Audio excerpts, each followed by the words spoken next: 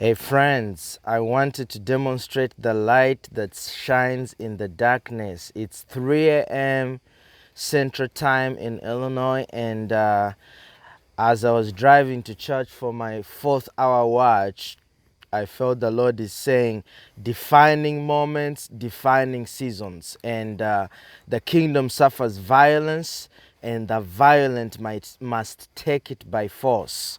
I want to share a story that my brother in law shared with me recently, and also Apostle John Mulinde was talking about the life of Apostle Deo Balabyekubo. We all know in the 1980s, when the AIDS scourge started destroying the nation and the destiny of the people of Uganda.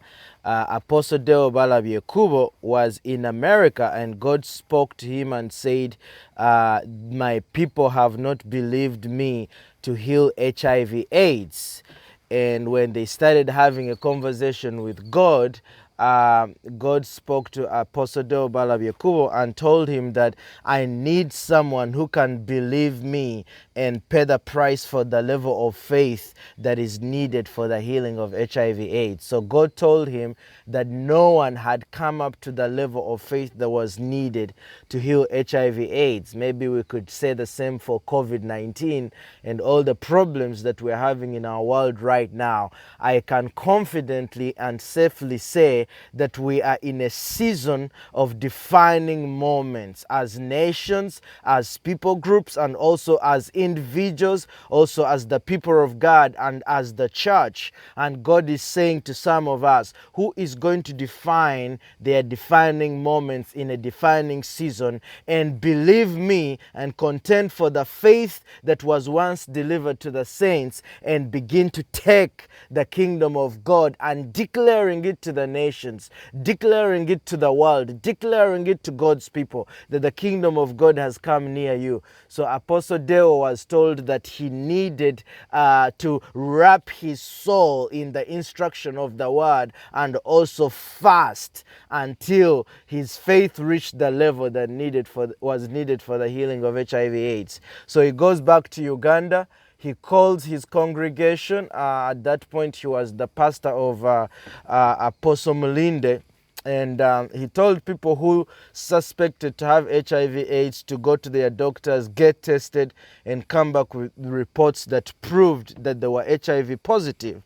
So a lot of them went, and when they came back, he declared a 40-day fast. Now, I know from my brother-in-law, because he was present for the second 40-day fast that Apostle Deo declared. But for the first one, no one got healed. He told all these guys who were sick, you have to come, stay at the church, remain here, fast until God delivers you. I don't know if it was a water fast, or if it was 12 hours a day, or if it was a dry fast. I actually sent out questions to Apostle Melinda through his son Gideon, who used to pray with us at the altar. And I'm waiting for answers, because I want to know. We can learn from our fathers. We can learn from the faith that was once delivered to us through our fathers, and contend for that same faith to see the destiny of nations shaped, and to also define our own defining moments. Anyway, so after the first 40-day fast, no one was healed. So he declares a second 40-day fast. Now, that's where my brother-in-law was. Maybe Ronnie can tell us what kind of fasts Apostle Deo did, especially those 40-day fasts that he declared. I think 4 people got healed of HIV/AIDS after the second 40-day fast. And then he declared a third 40-day fast. Now, I also want to know if it was spaces, if it was little breaks between those 40-day fasts. So in total, 120 days of fasting. And then he started crusades at Clock Tower. According to Melinda, these crusades lasted 6 months. And of course, Melinda says that powerful things are happening. People are getting healed of HIV/AIDS, until the government now had to stop the man and say, you're giving people too much false hope. And AIDS cannot be healed. Now, remember when people were dying of AIDS, the people of Uganda, as superstitious as we know that we can be, thought that it was witchcraft from Tanzania, you know.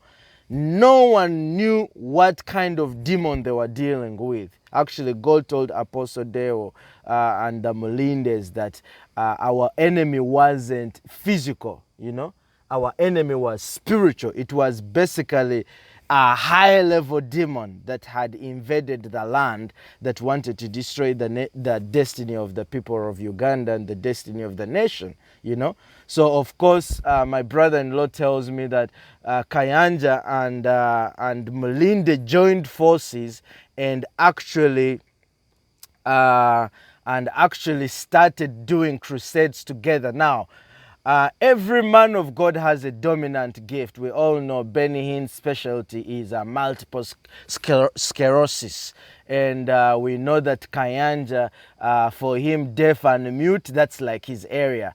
When we talk about Apostle Deo Balabyekubo, we'll talk about AIDS and witch doctors. When we talk about people like Smith Wigglesworth, we talk about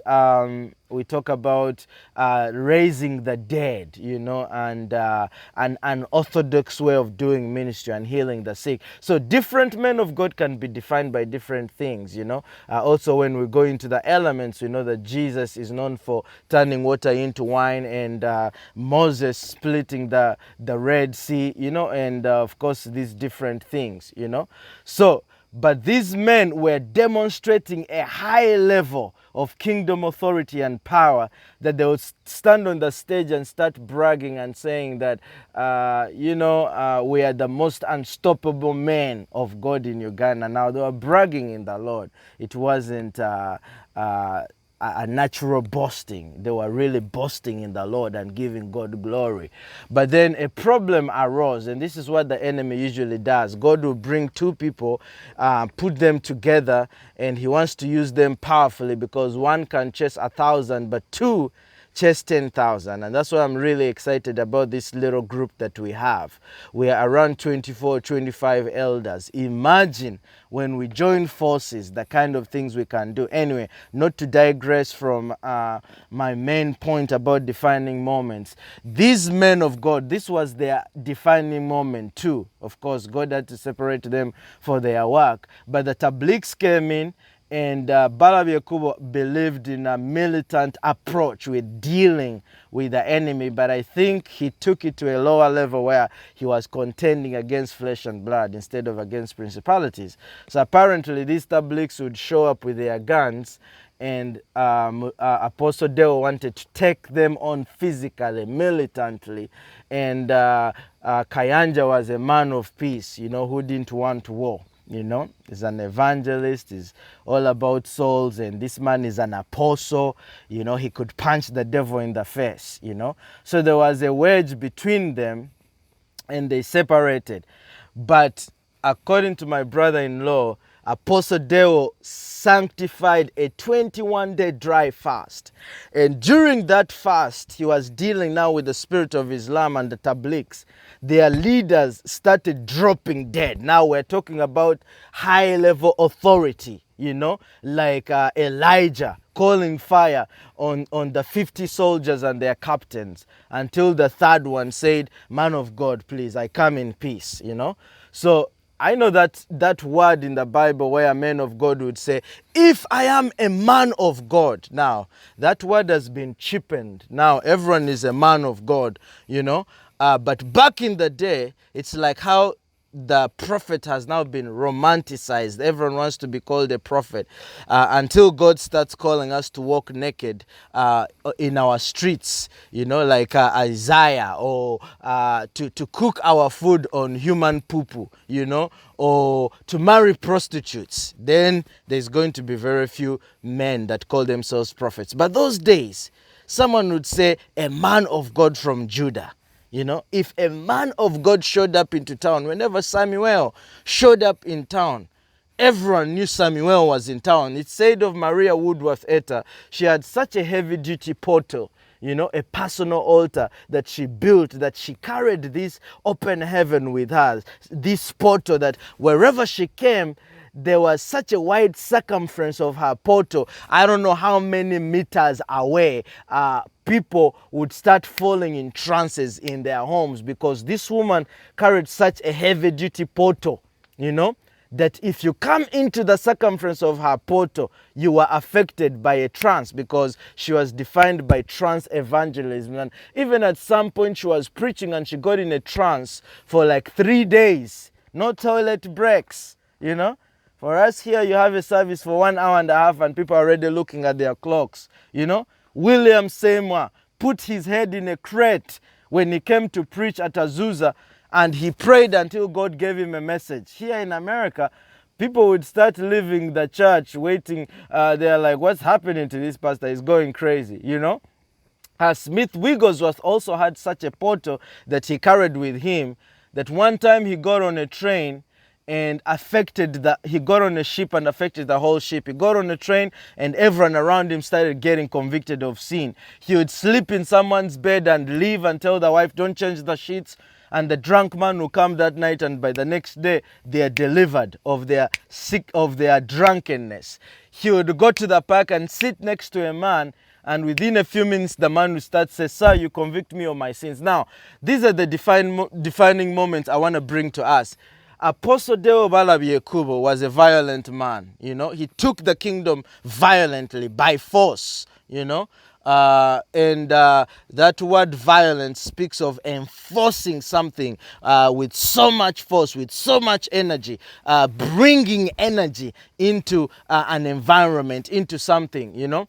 So other men of God came to Balabi Ekubo and said, you know, man of God, people are dying. You need to stop this fast. Now, we are going through these defining moments as individuals and as seasons, and I believe even as we draw circles and begin to seek God for our own territory and lay siege over our nations, God is going to call us to some radical obediences. It's said in the word that obedience is better than sacrifice, and that's why, because obedience is an ancestor to sacrifice. When you called into obedience, you're evidently going to walk into a certain lifestyle of sacrifice, you know, just like faith is the ancestor of works. In other words, faith is more important than works. So if the faith produces works, that's amazing. If your obedience produces sacrifice, that's amazing.